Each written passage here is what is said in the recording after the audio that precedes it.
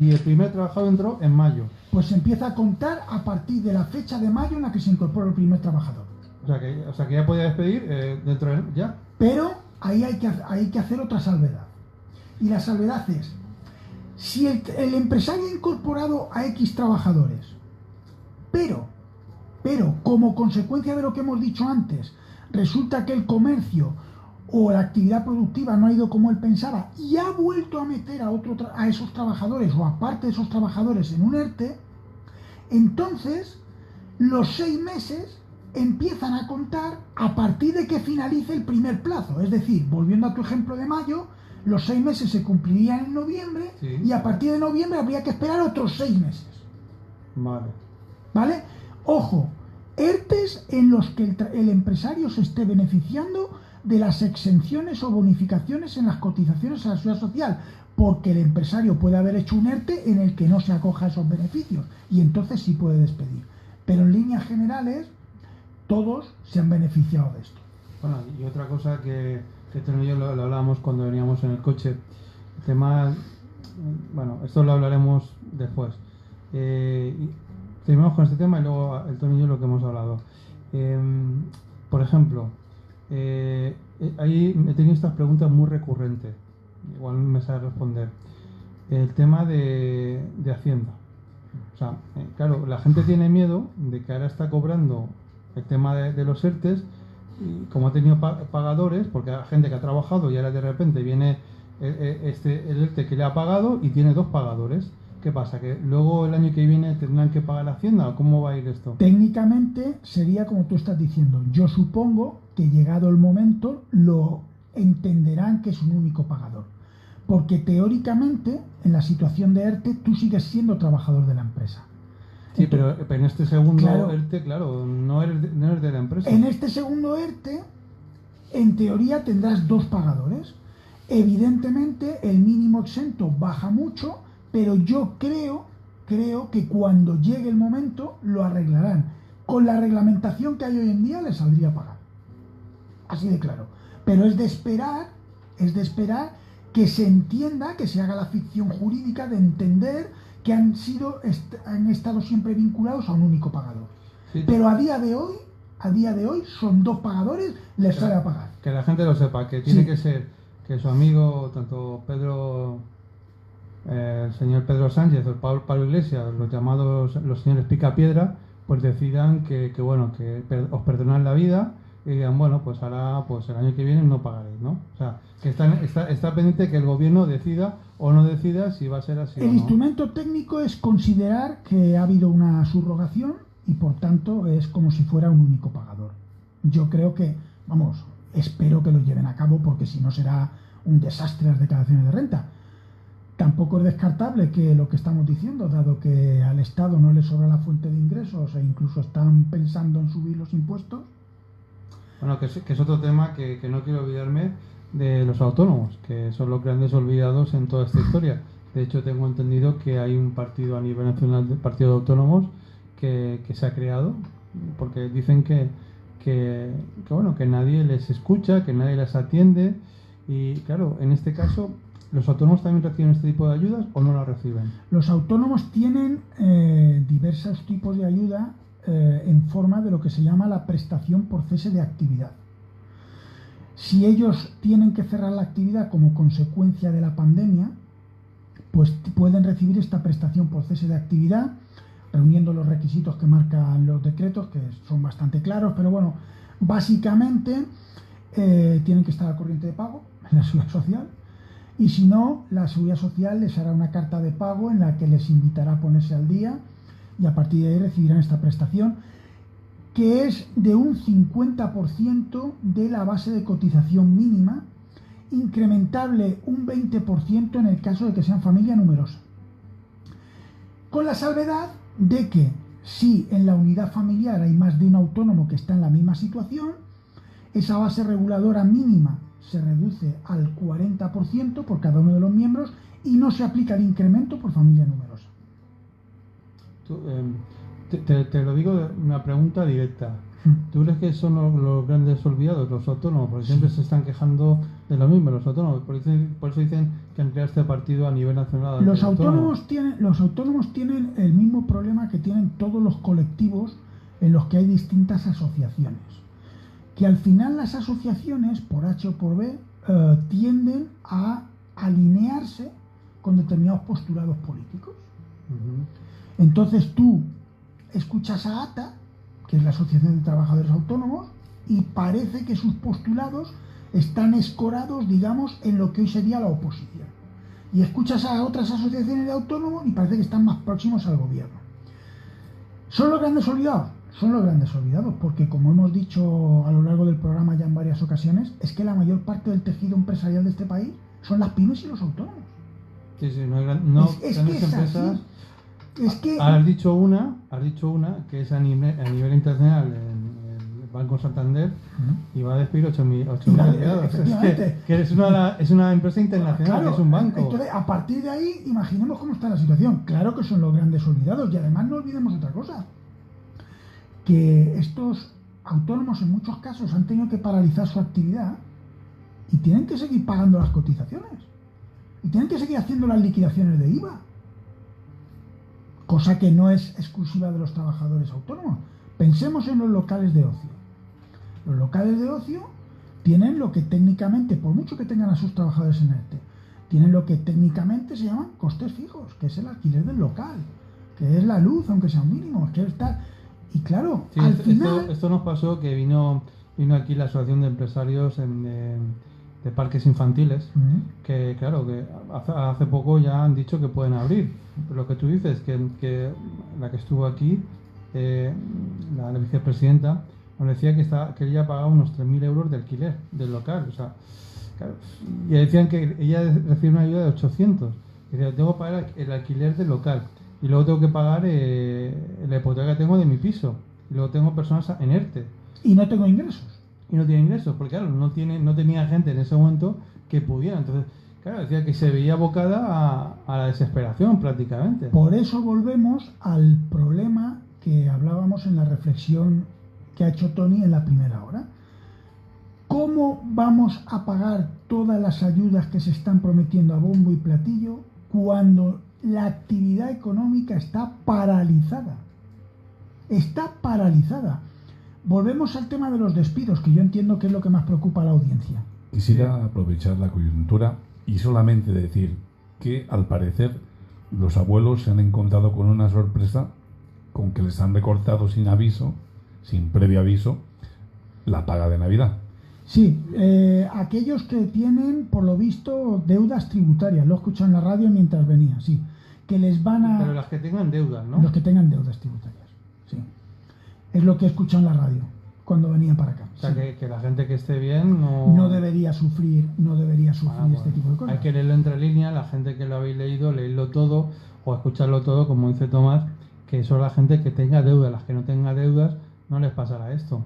No debería pasarles. De todas maneras, tampoco puedo opinar sobre la noticia porque no conozco la letra pequeña. Sé que el titular es este y que el Ministerio de Hacienda se ha escudado, se ha amparado en un criterio que ha establecido la Dirección General de Tributos. Entonces, en base a aquellas personas que tengan deudas tributarias, pues les van a pegar permítaseme la expresión coloquial, un bocado en la paga de Navidad. Lo cual me lleva a pensar una vez más que el Estado no tiene un duro.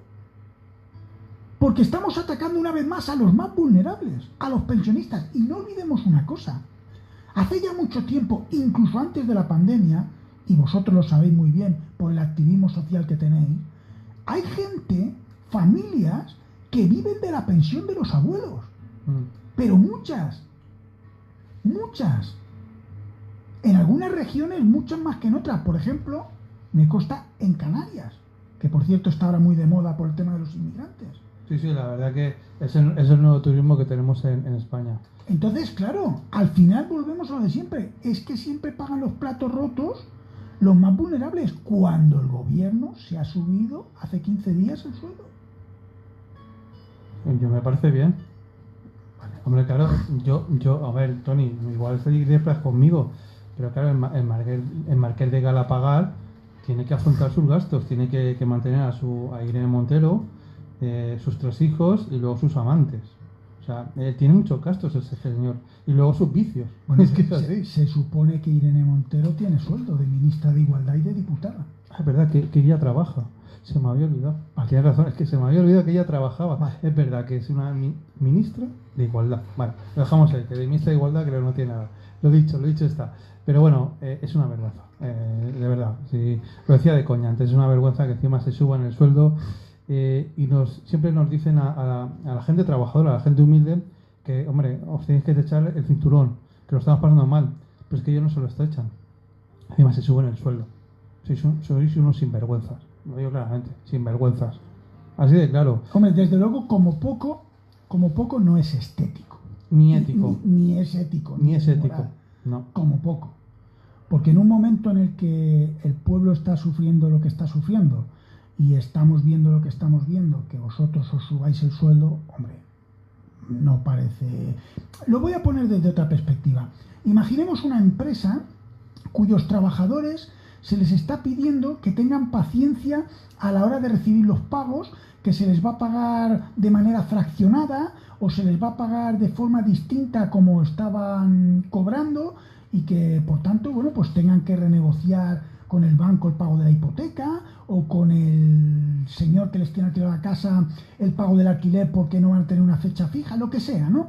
Y los trabajadores que normalmente son gente generosa y honrada y no quieren perder su puesto de trabajo y además en muchos casos le tienen aprecio a la empresa, pues deciden que sí, que van a ayudar al empresario porque creen que le tienen que dar voto de confianza. Ah, amigo, pero el director general de la empresa se sube el sueldo. A que lo criticaríamos, pero duramente en todos los medios de comunicación. Por supuesto. Bueno, pues en la empresa España S.A. es lo que ha pasado. Esto mismo es lo que ha pasado. Y no pasa nada. Ni pasará. Bueno, y también, por ejemplo, yo soy muy crítico y también yo ahora mismo también estoy en contacto y escribo con el tema de la Asociación Víctimas del Terrorismo. Yo también escribo en Top Balears estamos en contacto con ellos y la verdad, yo no sé cómo, yo sinceramente lo digo, claramente, y luego entramos ya otra vez con lo cortillo para ir rematando. Yo no sé cómo no da vergüenza al PSOE pactar con EH Bildu, que bueno, que hay que recordar que y también en Podemos, en el País Vasco, hay militantes de ETA, o sea, han sido asesinos. Yo lo digo claramente, son asesinos, o sea, yo no me voy a esconder. Que ha habido compañeros, os lo recuerdo, queridos gente que vota al PSOE y militantes del PSOE que han matado a vuestros compañeros, les han pegado un tiro en la nuca, y hacen un tiro en la nuca, simplemente que han puesto coches bomba. Hay que recordar en Cataluña, que para la gente que se olvida, el atentado que hubo en Hipercor, en lo que es el Corte Inglés, que murió gente inocente. No sé, si la memoria es tan vaga, que es que hace ni 20 años como aquel que dice de este atentado y demás, y no sé, es que yo no lo entiendo. Yo encima que venga el señor Sánchez y diga que EH Bildu es un partido democrático, pues sinceramente no lo entiendo, porque te vas a Alemania, que siempre hacemos de referencia a Alemania, y Alemania no permite este tipo de partidos. En Alemania lo pone en su constitución, el que sean partidos de extrema derecha, extrema izquierda, neonazis, lo que sea, y partidos que lo que quieran es la disolución del partido del país de Alemania, del Estado alemán, porque antes no tienen derecho a existir. Esto a lo mejor tendría que haber un cambio. No sé cuándo lo habrá, hasta que los españolitos de a pie, los borregos, que nos llaman los porreos, pues somos los borregos, nos demos la vuelta y de repente nos convertamos en lobos, y los lobos seamos nosotros y los borregos sean ellos, y decir, hasta aquí hemos llegado, si no cambiáis os vamos a comer y directamente os vamos a quitar de medio, porque no merecéis ni estar en el gobierno ni estáis donde estáis. A partir de ahí ya me has quitado. Otra pregunta importante que me han hecho llegar es el tema de los desahucios. El tema de los desahucios, el señor Coletas y compañía dicen que quieren alargarlo. O sea, por eso se han peleado, entre comillas, con el señor Pedro Sánchez y compañía, porque quieren alargarlo hasta más del 31 de enero, que no pueda haber desahucios. Pero bueno, mi sorpresa ha sido que parece ser que va a haber desahucios de todas maneras. Es que hay un, como siempre, no tenemos que quedarnos con el titular del telediario. El tema de los desahucios se prohibió en aquellos casos en los que los inquilinos habían estado afectados económicamente por la pandemia. En aquellos casos en los que no se podía acreditar una mengua de recursos a causa del COVID, los desahucios seguían vigentes. De hecho, durante el estado de alarma hubo 11.000 y pico de desahucios, según cifras del Consejo General del Poder Judicial, cosa que le ha criticado Unidas Podemos y Esquerra Republicana de Cataluña al PSOE. Y lo que quieren es no solamente ampliarlo a más allá del 31 de enero, sino ampliarlo a todo tipo de inquilinos.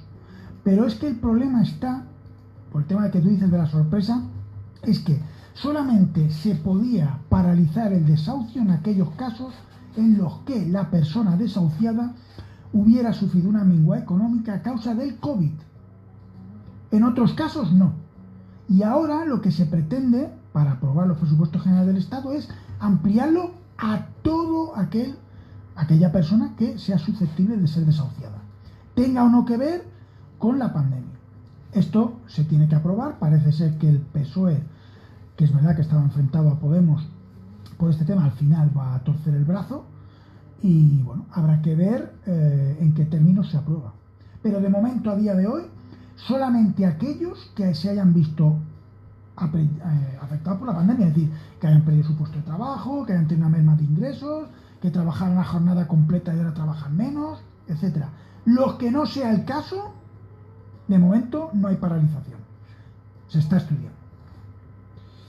O sea que, amigos navegantes, los que tengáis pisos y demás, más vale es que lo vendáis. O sea, porque vienen tiempos borrascosos. O sea, se está viendo la veda de que uno deje de pagar y bueno, y pueda vivir del cuento. Que a ver, yo lo que veo es que si la gente lo está pasando mal, que se dé un margen para que se pueda recuperar. Pero lo que no puede ser es que una persona tenga una propiedad, que a veces solo tiene una propiedad y depende de esa propiedad para llegar a final de mes, porque se haya comprado otro piso o una persona mayor pues esté en situación de riesgo. Y de repente pues le digan esto, pues no, usted no puede desahuciar a esa persona porque no, porque es una normativa, es una ley que se ha puesto. Eso es un tema muy complejo y me alegro que hayas hecho esa aseveración, porque yo estoy muy de acuerdo con lo que tú has dicho. Es decir, volvemos al tema que hemos dicho antes de que parece que los empresarios son multinacionales y tal, y nos olvidamos de los autónomos.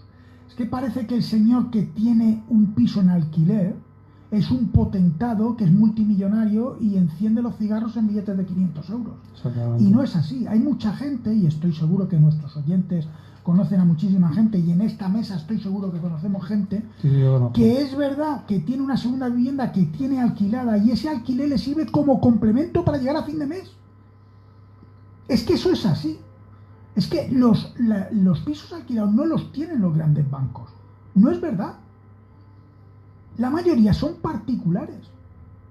Entonces, claro, lo que tú has dicho es cierto. ¿Qué pasa? Que ahora usted me va a prorrogar el tiempo que le dé la gana y si no me pagan no puedo echar al inquilino y no le puedo cortar la luz y no le puedo... Oiga, ¿y dónde está el interés general? Yo recuerdo una de las cosas que comenté en estos micrófonos cuando el tema de la dación en pago. Sí. No, es que hay que poner porque al señor le quitan el piso y encima se queda con la deuda del banco. Pues no, señor, le quitan el piso y se acabó la deuda. Muy bien. ¿Y el señor que tiene una hipoteca de 30 años ya está pagando 27? ¿Quién le devuelve los 27 años? De eso no se habla.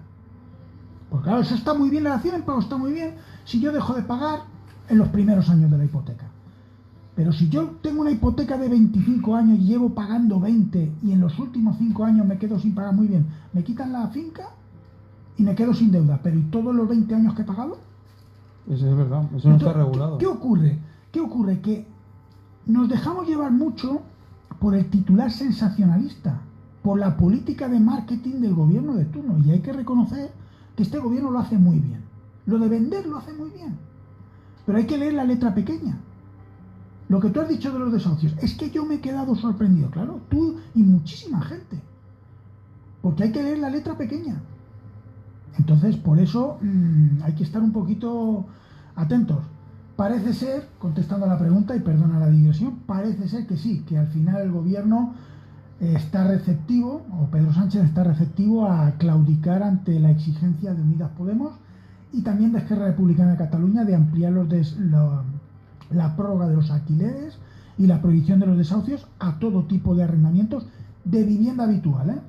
Bueno, yo tengo entendido, para que la gente, los oyentes sepan, que el señor Pedro Sánchez ha hecho un gran pedido. Creo que ha comprado varios palets de vaselina a una empresa china. O sea, no sé por qué, pero ha comprado mucha vaselina. Supongo que ya no dirán el motivo, pero no sé. Debe ser por algo, ¿no, Tomás? Bueno. Es que de verdad, es que ya lo que tenemos que... Yo no me pensaba, de verdad, Tony, vivir estas situaciones que estamos viviendo, sinceramente. Situaciones que estamos viviendo. Situaciones que pocos tienen el valor de protestar enérgicamente. Es hora de que la gente empiece a llamar a la puerta del político, a llamar a la puerta de las instituciones, a llamar a la puerta de las administraciones, que pregunten dónde está ese alto ejecutivo puesto a dedo y que vayan a pedir explicaciones. Porque si no lo hacen, cuando estén crispados y se den cuenta de que la gente ya no tiene con qué poder dar respuesta al día a día de su vida, empezará a ver cómo se rompen escaparates, cómo se entra a la fuerza en comercios. Empezarán a ver a personas que cometen graves crímenes. Empezarán a descubrir que todo se está desmoronando, porque no tuvimos el valor, todos, me refiero a todos, de empezar a coger a aquellos que podían haberlo evitado a tiempo, y no lo hicimos. Todos somos corresponsables y tenemos que empezar a entender que esa corresponsabilidad hay que ejercerla, que no basta ser aquel que se queja por vicio o costumbre en el bar, sino aquel que dice, no, yo aquí tengo que hacer algo. Como aquella mujer en Islandia que con una cacerola, mientras se pasó un mes que todo el mundo la trataba de loca, consiguió que un presidente del gobierno acabara en los banquillos. Es más, que ese país no pagara la deuda a la banca. Que cada uno tome la decisión, decida qué hacer y tenga el valor de hacerlo.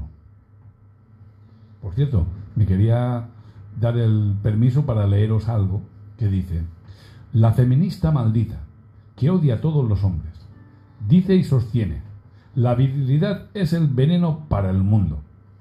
El amago de censura que el gobierno francés convirtió este panfleto antivarón con una tirada inicial de 450 copias de nada, un hit internacional que ahora llega a España. Dice la autora: odio a los hombres sin excepción. Halagada a ella por tanto revuelo suscitado por su libro. Está bien que odie a los hombres. Hay que recordar un saludo a Sonia Vivas, que debe ser de su hermandad, del odio al hombre. Que bueno, que Sonia Vivas hay que recordar que según dice ella, que se ve que es una científica o una investigadora, según dice ella, que si tienes la polla pequeña, eres un maltratador. Lo digo claramente. O sea, los hombres que nos escucháis, os tenéis que mirar la polla. Si tenéis la polla pequeñita, lo dicho, Sonia Vivas ha hecho una investigación con Oxford, con Cambridge y con las más prestigiosas universidades del mundo, que parece ser que sí, si tienes la polla pequeña eres un maltratador. Madre mía. Vergüenza dais, Sonia Vivas, das vergüenza ajena. Sinceramente, das asco como feminista, como mujer y demás. Porque hay que recordar que hay mujeres que murieron de verdad, luchando por vuestros derechos. Mujeres que, el otro día lo hablaba con Sara, con mi mujer, que hasta 1971 las mujeres de Suiza ni siquiera pudieron votar. Hasta 1971, ojo al dato. Recuerdo que aquí fue en 1933.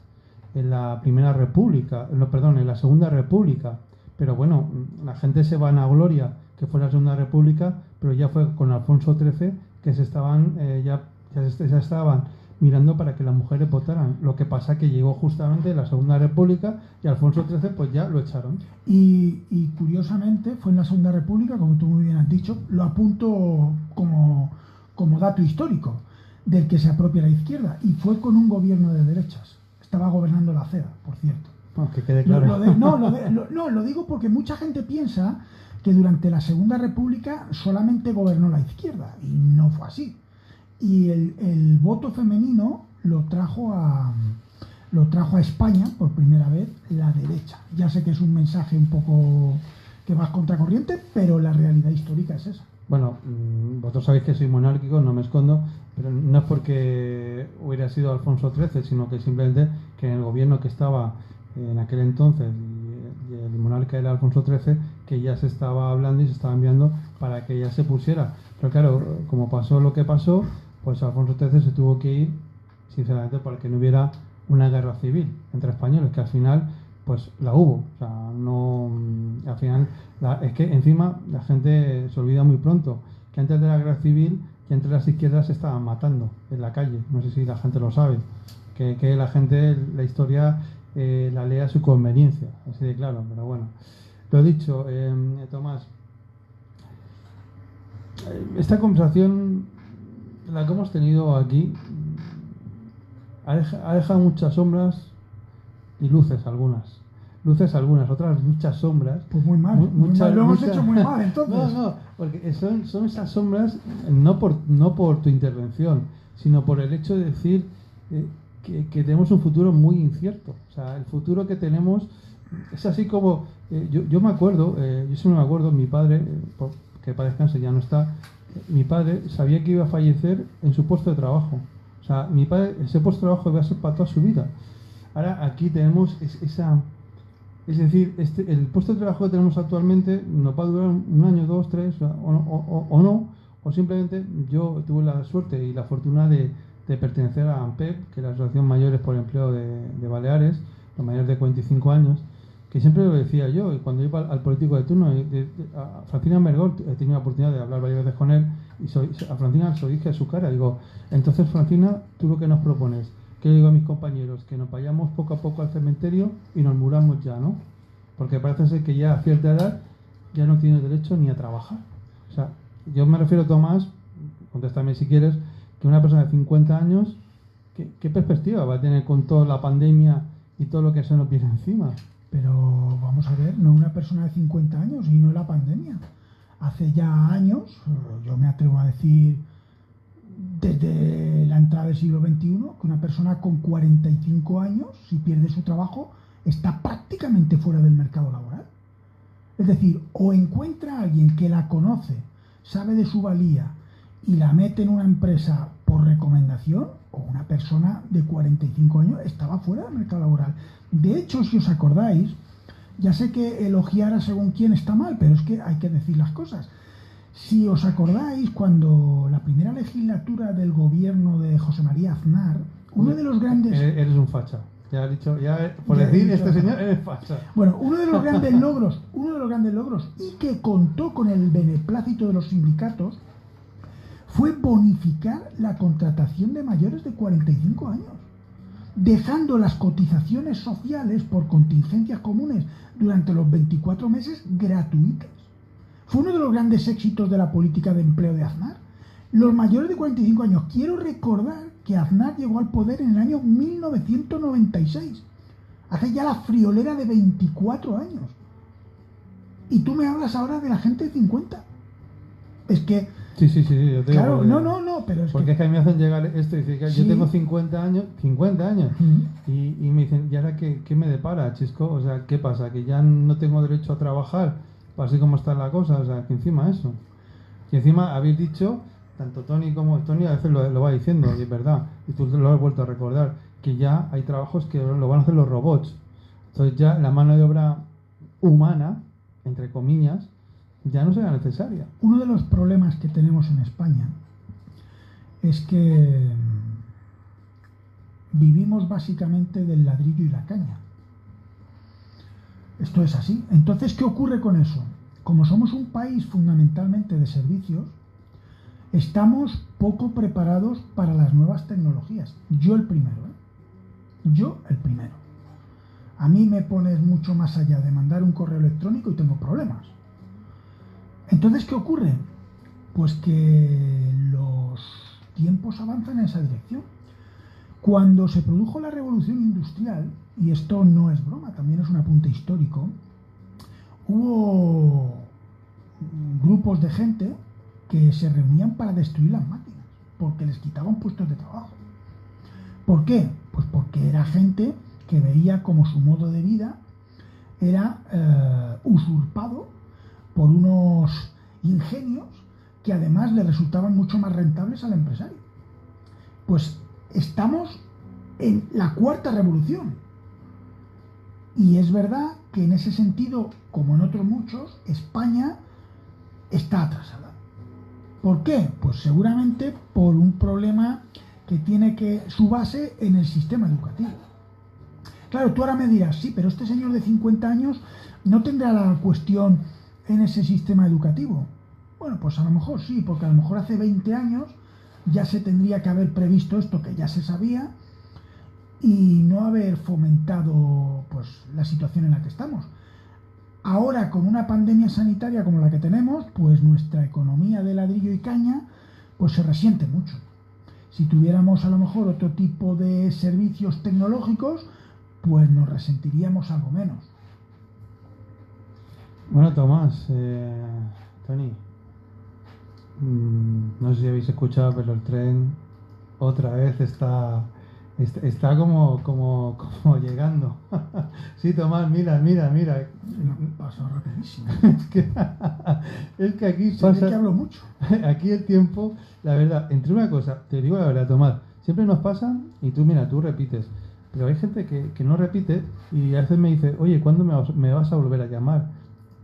O Tony que me llame o lo que sea, porque lo pasan tan bien, el tiempo se les pasa volando que dicen, yo es que quiero volver. Porque No sé, es un Tony, ambiente agradable. Tony, tú has visto, la gente quiere volver, quiere estar con nosotros. No sé, yo creo que lo que intentamos es ser algo que sea ameno, ¿no, Tony? Bueno, del nivel de Tomás hay pocos, ¿eh? Claro, por eso repite. O sea, a nivel de Tomás, de la amistad que ya tenemos, encima de lo buen profesional que es, pues da gusto que estés aquí con los micrófonos. Bueno, debo decir a los oyentes que lo que acaban de decir es más fruto de su generosidad que de mis méritos, ¿eh? Hay que dejar las cosas claras. Bueno, Tomás, lo he dicho, que el tren ya ha dicho, bueno, y el maquinista me acaba de mandar un WhatsApp diciendo, oye, que ya nos vamos a parar ya en la próxima estación. Tenéis que estar preparados ya con el equipaje. Le he dicho que equipaje no llevamos, o sea, que vamos a pelo, que no se preocupe que bajamos tranquilamente. No, lo he dicho, Tomás, tú siempre lo que solemos hacer aquí, eso también es una norma de este programa de radio que lo hemos puesto Tony y yo, que bueno, siempre hacemos que los invitados pues digan unas palabras, luego hablo yo y por último, que siempre se hace así, Tony siempre despide el programa. Tomás tiene los micrófonos para ti, si quieres decir algo a nuestros oyentes y a la gente que nos ve.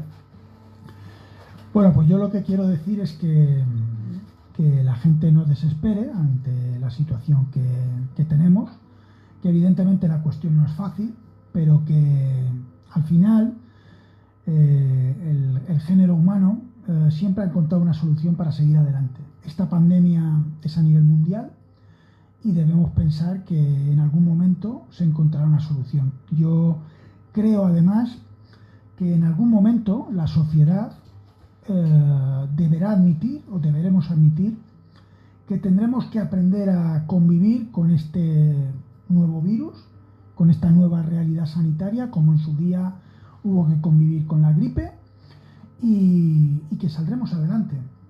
Y que la gente que está ahora en ERTES y está en situación de incertidumbre, pues espero haber arrojado algo de luz. Es verdad que esto cambia día a día y lo que hemos dicho hoy a lo mejor dentro de 10 días ya no tiene validez.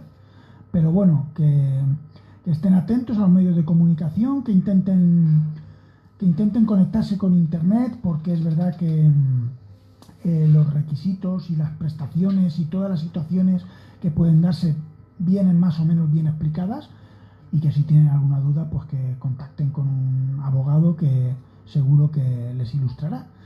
Y nada, agradeceros una vez más vuestra invitación y sobre todo la labor que hacéis con la gente a la que dais voz y que no la tienen otros muchos medios. Tomás, es un placer que siempre estés aquí con nosotros. Te puedo decir que siempre gasto la broma que Tony tiene la lista blanca y la lista negra.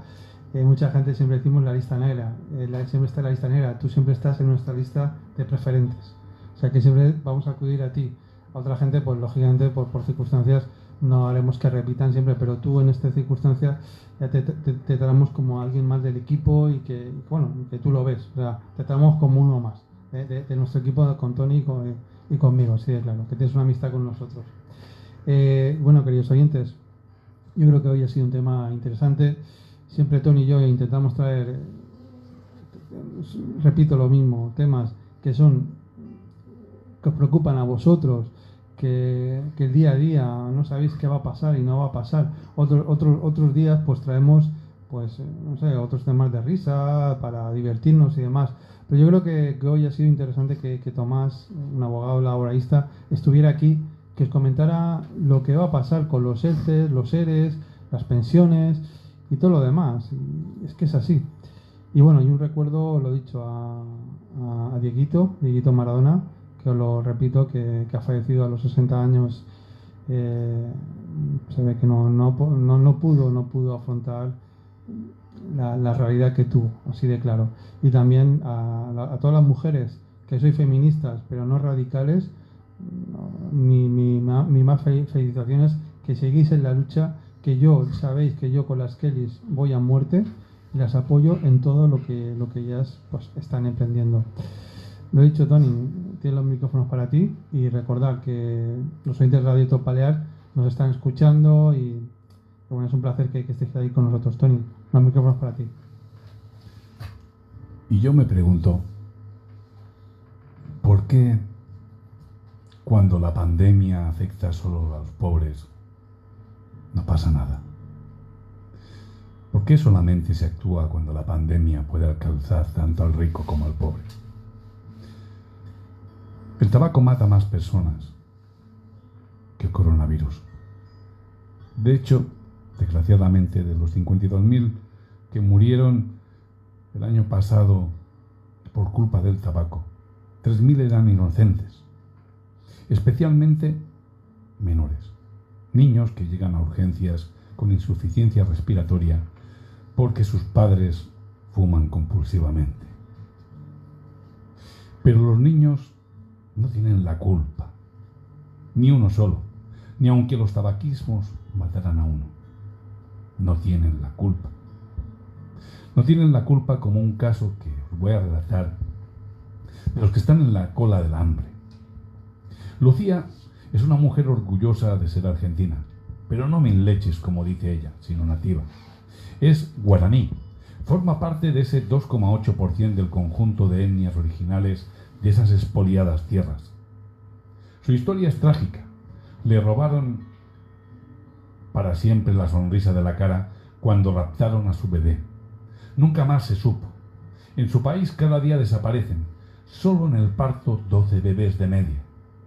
Les dicen a las madres que tienen que dormirlas porque hay complicaciones en el parto.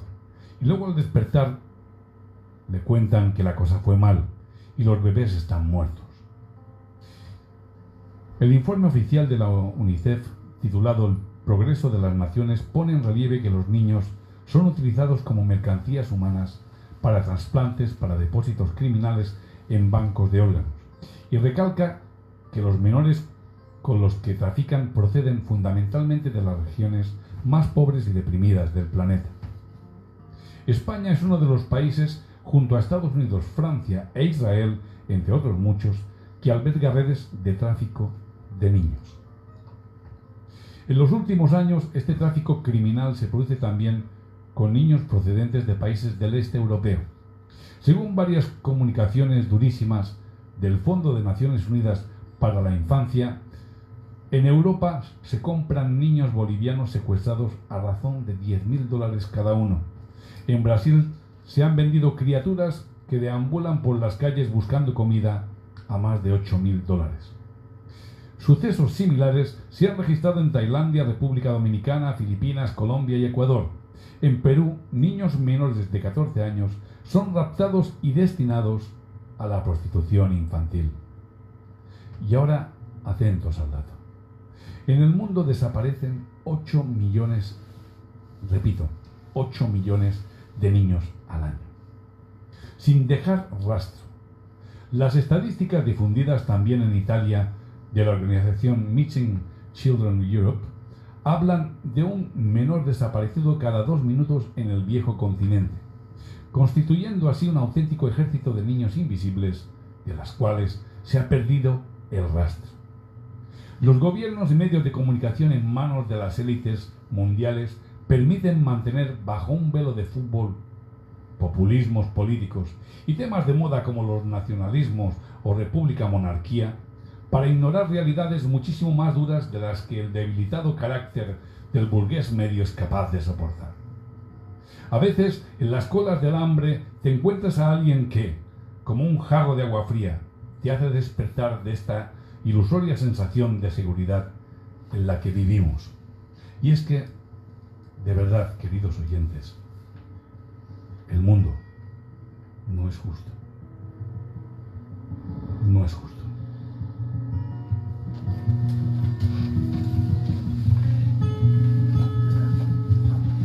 ¿Te lo escribes, Tony? ¿O te sale así? No, esto está mal. Ah, porque es que me he quedado perplejo, tío. Pero bueno, cuando lo digo así, No, es que me sale dejas, bien. claro, es Sale que igual. me quedo, no sé Yo qué decir. cuando hacen estas cosas, cuando tengo que retomar el tema, digo, ¿y ahora cómo retomo? Me quedo frío, o sea, no puedo... No sé si me he pasado, me he enredado en algo. Son las 6.